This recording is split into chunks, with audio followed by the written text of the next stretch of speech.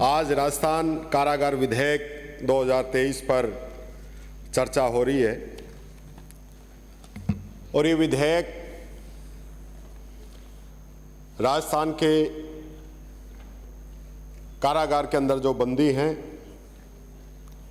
उनके लिए और जेलों के जो अधिकारी कर्मचारी हैं उनके लिए काम करेगा।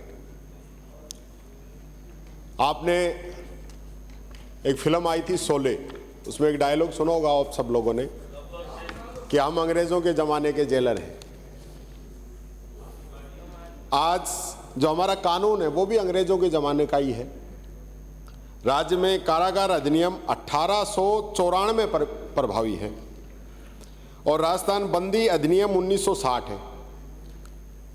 मूल कारागार अधिनियम 129 साल पुराना है और बंदी अधिनियम 63 साल पुराना है। धीरे धीरे इस समय के अंदर अलग अलग नियम, अलग अलग संशोधन किए गए और उन संशोधनों को एकजाई करके हमने ये विधानसभा में पेश किया है और इसमें राज्य में कारागारों और बंदियों के प्रशासन और प्रबंधन हेतु कारागार विधेयक 1894 और राजस्थान बंदी अधिनियम 1960 प्रभावी है। समय के अनुसार कारागारों में सुधार हेतु वाद विवाद का बड़ा विषय है एवं समय समय पर यह अवधारित किया गया कि बंदियों के भी मानव अधिकार हैं। बंदियों में सुधारात्मक कार्रवाई एवं बंदियों की सुरक्षा, उनकी रहने के स्थान में सुधार और बंदियों के पुनर्वास हेतु यह आवश्यक कि उनके कौशल में भी विकास किया जाए, उनको व्यावसायिक प्रशिक्षण तकनीकी ज्ञान दिया जाए ताकि उनकी सजा पूरी होने के बाद वो समाज के अंदर अच्छे से काम कर सकें। इस विधेयक के अंदर जो मुख्य रूप से कुछ चीज़ें हैं, जैसे खुले शिविर हमने इसके अंदर जोड़े हैं। इसके लिए 1972 का नियम प्रभावी है और आज हम ये कह सकते हैं कि राजस्थान पूरे हिंदुस्तान के अंदर खुले शिविर में पहले नंबर पे है और पहले में भी लगभग 40% हिस्सा अकेले राजस्थान का है, ये मैं कह सकता हूँ। दूसरा, इसके अंदर बंदियों का स्थानांतरण लिया गया है कि कई बार उनको चाहे मेडिकल की वजह से या प्रशासनिक या मानवीय आधार पर चेंज करते हैं, उसका हमने इसका लिया है। कई बार बंदियों को एक राज्य से दूसरे राज्य में भी भेजा जाता है। कारागार के प्रवेश द्वार पर कारागृह के अनुशासन के नियम भी हैं, वो भी इसके अंदर लिए गए हैं। बंदियों द्वारा अपील किए जाने का भी अधिकार है, वो भी इसके अंदर हम लिए हैं। ये अलग अलग समय पे ये सारे अधिकार बने थे जिनको हमने इसके अंदर लिया है। बंदियों द्वारा कारागार में पत्राचार है, बंदियों के अधिकार शिकायतों का निवारण है, परिहार है, पैरोल और समय पूर्व रिहाई है, सुधारात्मक पहल है जिससे मैं पहले बताया था, और बंदियों का नियोजन भी है काम करने के लिए। ये सारी चीज़ें इसके अंदर हैं। और बंदियों की रिहाई समय से पहले हो तो उनके कार्यक्रमों का आयोजन का भी प्रावधान है। कारागारों का निरीक्षण भी है, राज्य कारागृह सलाहकार बोर्ड भी है और आपात स्थिति के निवारण और नियंत्रण के उपाय भी इसके अंदर रखे गए हैं। कर्मचारी कल्याण की भी इसके अंदर बात रखी गई है और कारागार से संबंधित जो अपराध हैं उनकी भी सारी चीज़ें इसके अंदर रखी गई हैं। इसलिए विधेयक हम लेके आए। मुझे बड़ा दुख इस बात का है कि ज़्यादातर सदस्य जो बोले थे वो बोल के चले भी गए हैं और उनको ये नहीं कि हमें बिल पे बोलना है या जेल की सुविधाओं पे बोलना है।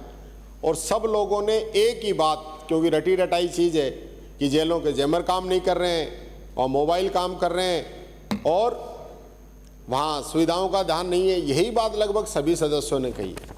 अच्छा तब लगता कि आप अच्छे सुझाव देते। आप अपनी अपनी परिस्थितियां हैं। सांगानेर से आने वाले सदस्य चाहते हैं कि सांगानेर की जेल खाली हो जाए तो वहाँ पे कोई दूसरा उद्योग वहाँ पे लगाएं ताकि उनके क्षेत्र के अंदर उनको वोटों में इजाफा हो। क्या बंदी जो वहाँ खुले शिविर में रह रहे हैं उनको शहर में रहने का हक नहीं है?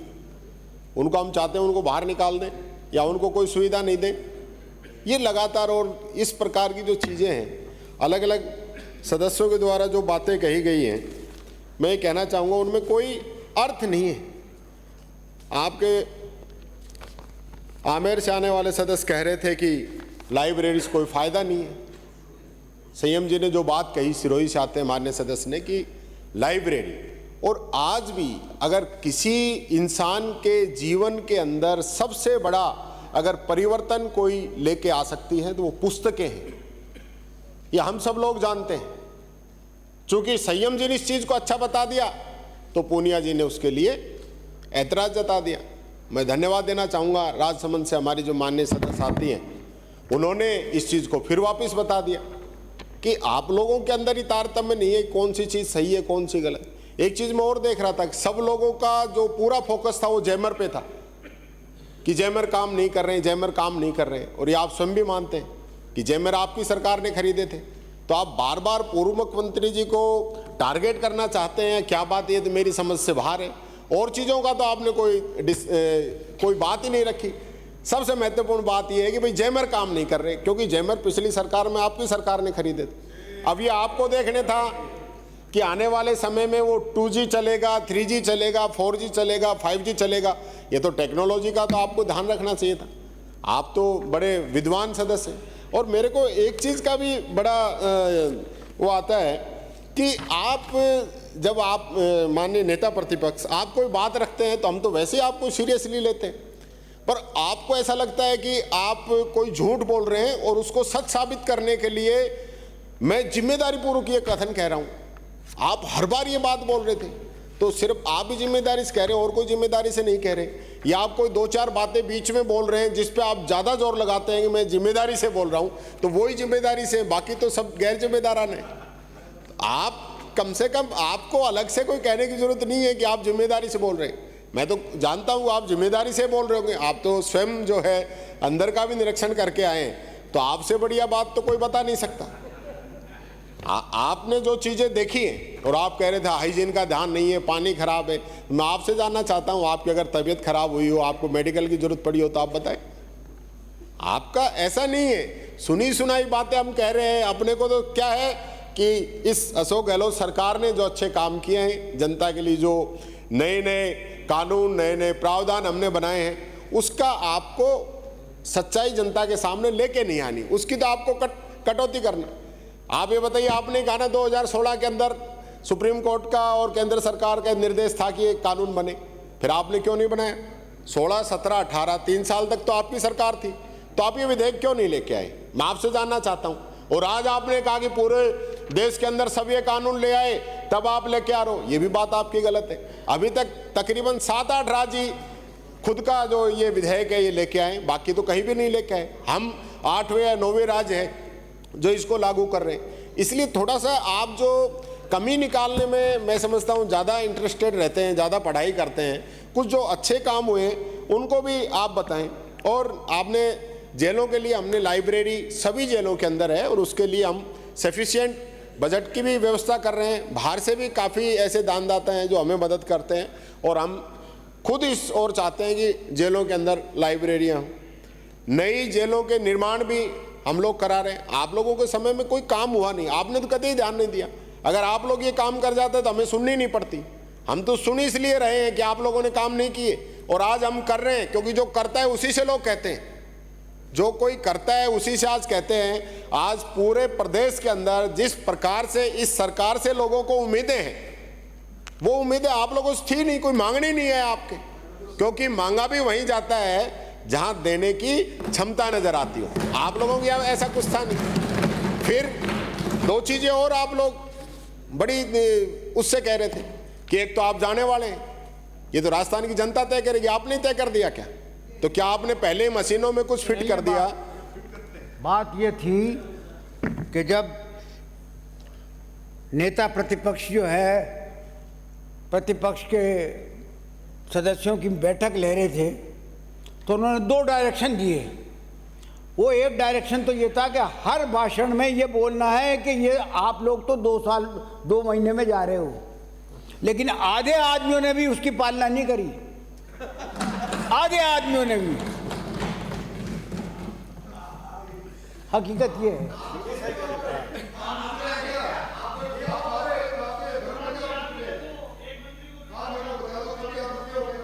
आज तक आप इस कुर्सी पर जब भी बैठे हैं तो ऐसे जाते हो गायब होते हो, वापस आते हो 5 साल बाद आओगे। आप आज तक रुके हो तो मेरे को बता दो, आज तक परंपरा में रही है कि आप रुके हो तो बता दो मेरे को कि मैं इस विधानसभा में वापस आया था। मैं 93 में भी आपके साथ था और 98 में भी आपके साथ था। बोलो। माननीय मंत्री महोदय। माननीय सभापति महोदय, एक चीज और कहना चाहूंगा। अब कर्नाटक में राज बदला है, राजस्थान के अंदर रिवाज बदलेगा। आप निश्चिंत रहें, आप ज्यादा चिंता मत करो। ये बदलना है, राजस्थान की जनता बदलेगी, आप क्यों चिंता कर रहे हो? और दूसरा, आप ये कह रहे हो कि आप लोगों को जाना है इसलिए जेल में सुधार कर रहे हो, आप लोगों को जाना है, तो जज भी आप ही हो, डायरेक्शन आप ही देंगे, आप ही हमें सजा करेंगे। ये भी आपने तय कर रखा है, क्योंकि पूरे देश के अंदर जिस प्रकार से केंद्रीय एजेंसियों का दुरुपयोग करके लोगों को आप जेल में भेज रहे हो ना, वो सब लोग जानते हैं। और इसी की बात पर आप बोल रहे हो यहाँ। नहीं, आप कैसे कह सकते हो आप जेल जाएंगे? हमने कौन सा क्राइम कर दिया हम जेल जाएंगे? आप बताइए। लेकिन आप लोगों ने तय कर रहे। आप बैठो, आप बैठो। Please please please please please please. फिर आपने कहा जेलों के अंदर निरीक्षण नहीं होता है। कौन कह रहा है? हमने तो कलेक्टर एसपी को भी डायरेक्शन दे दिए, वो भी नियमित रूप से निरीक्षण कर रहे हैं। जिला सेशन न्यायाधीश, सचिव जिला विधिक सेवा और वरिष्ठ एवं अपर जिला न्यायाधीश जेलों में, उप जेलों में निरीक्षण करते हैं, रेगुलर करते हैं। और विशेष रूप से अभियान चलाएं। आप लोगों से कई गुना ज़्यादा हमने जेलों के अंदर निरीक्षण किया है।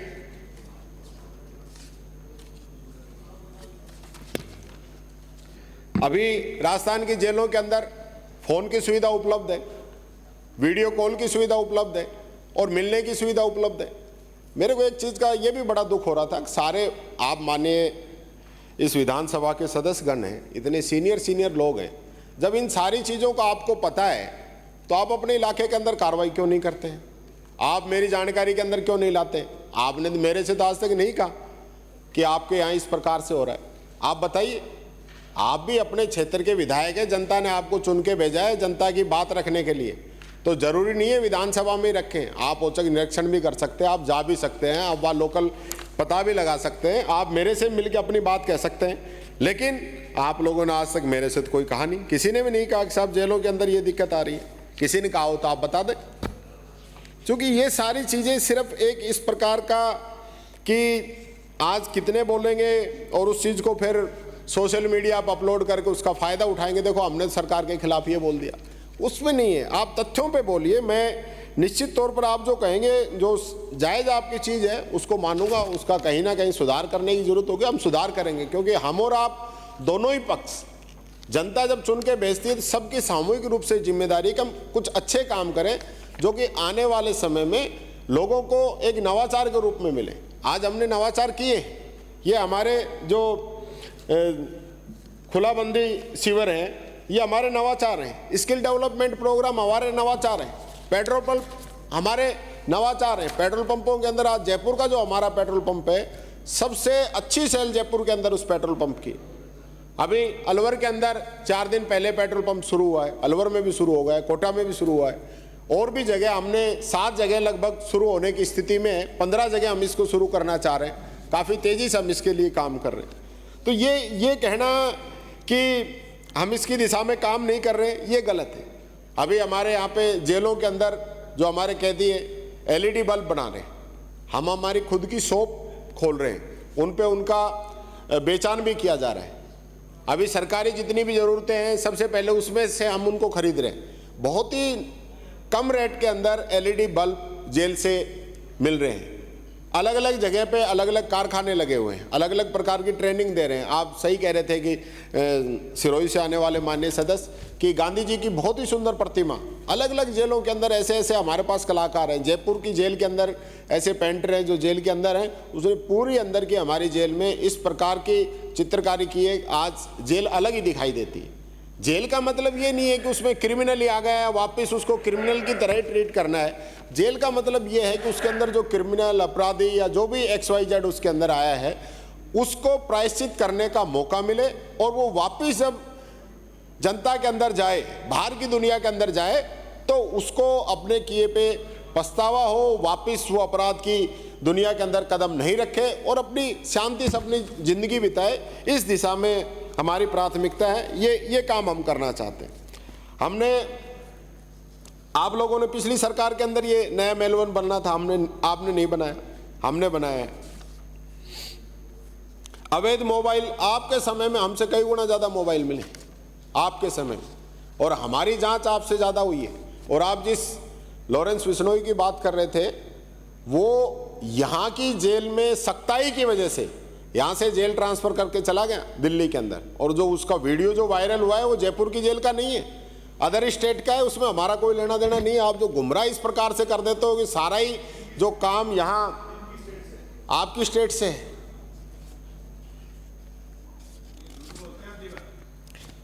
हम क्षमताएं भी बढ़ा रहे हैं, नई जेल भी खोल रहे हैं। अभी डूंगरपुर के अंदर और झालावाड़ के अंदर बहुत ही जल्दी 2 जेलों का, अकलेरा जो वहाँ पे है उनका भवन बन चुका है, उसका बहुत ही जल्दी हम शुभारंभ भी कर रहे हैं। और जो राजस्थान की जेलों का विभिन्न न्यायिक प्रशासनिक अधिकारियों के द्वारा नियमित रूप से निरीक्षण किया जाता है, और जो दोषी मिले, आपने कहा किसी पे कार्रवाई नहीं की, आपने किसी को दंडित ही नहीं किया। हमने उनको चार्जशीट भी दी है, उनको सस्पेंड भी किया है, कई लोगों को सेवा से बर्खास्त भी किया है। ऐसा नहीं है कि कोई जवानी जमा कर चल रहा है और जो जैसा चाहेगा वैसा ही होगा, ऐसा नहीं है। अभी हमारे, आपने कहा जेलों के अंदर खाना बनवाया जा रहा है, ये बात सही है कि जेलों के अंदर खाना बनवाया जा रहा है, लेकिन फिर भी मैं ये कहना चाहूँगा, अभी 48 चपाती मेकिंग मशीन हमारी जेलों के अंदर आ चुकी हैं, और सभी जेलों के अंदर आटा लगाने की मशीनें भी हमारी लग चुकी हैं। काफ़ी जगह सरकार ने पैसा दिया है, कुछ जगह हमने MP MLA फंड से और भामाशाहों के सहयोग से भी उसमें करवाया है। तो ऐसा नहीं है कि हम लोग इस दिशा में काम नहीं कर रहे। और जो वीडियो कॉन्फ्रेंसिंग से आपने कहा, वीडियो कॉन्फ्रेंसिंग से आप पेशी करा देते, हमारा तो, हम तो ये चाहते हैं कि VC के माध्यम से पेशी हो, हमारा तो डबल फायदा है, हमारा स्टाफ भी बचेगा, समय भी बचेगा, जो इस बाहर के जो क्राइम होने की जो संभावना है वो भी बचेगी, और लगभग 96% हमारी जो जेलें हैं उन पे VC का जो काम है वो पूरा हो चुका है, वहाँ VC रूम बन चुके हैं। कुछ कनेक्टिविटी 5-7 जगह की बाकी है, वो भी बहुत ही जल्दी पूरी हो जाएगी। उसके बाद 100% हमारी जेलें जो हैं VC से जुड़ जाएंगी। अभी कई बार माननीय उच्च न्यायालय की जो डायरेक्शन होती हैं, या कोर्ट हमें डायरेक्शन देता है कि इनकी पेशी VC से करवानी है या इनको भेजना है, उसी आधार पे हम भेजते हैं। कई और भी चीज़ें आई कि जेल के अंदर वो छूट नहीं रहा है, उसको बंद कर दिया। हमारा काम कोर्ट के आदेश से ही जेल के अंदर लेने का है और कोर्ट के आदेश से ही जेल के बाहर छोड़ने का है। हमारा काम तो अंदर जो आ गया उसका ध्यान रखने का है, ये छोड़ने का, करने का काम हमारा नहीं। ये कानून मंत्री जी यहाँ पे मौजूद हैं, और आप तो खुद ही कानून मंत्री रहे, तो आपको उस समय थोड़ा सा इस दिशा में कोई एक और अच्छा सा कानून बन जाता तो ठीक रहता।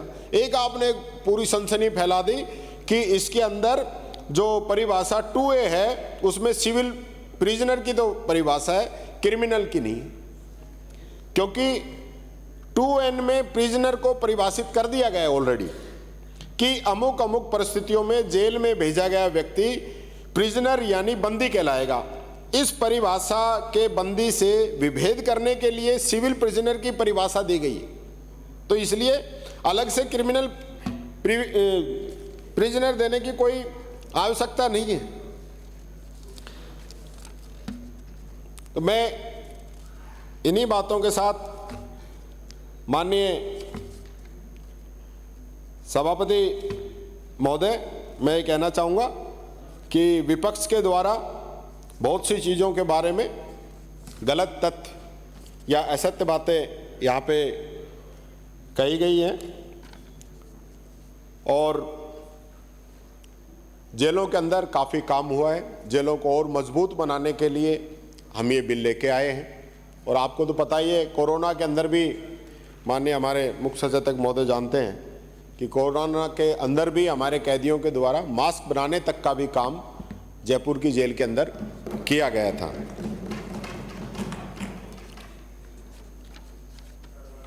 तो इन्हीं के साथ मैं ये कहना चाहूँगा कि मैं आपकी अनुमति से प्रस्ताव करता हूं कि राजस्थान कारागार विधेयक 2023 को पारित किया जाए।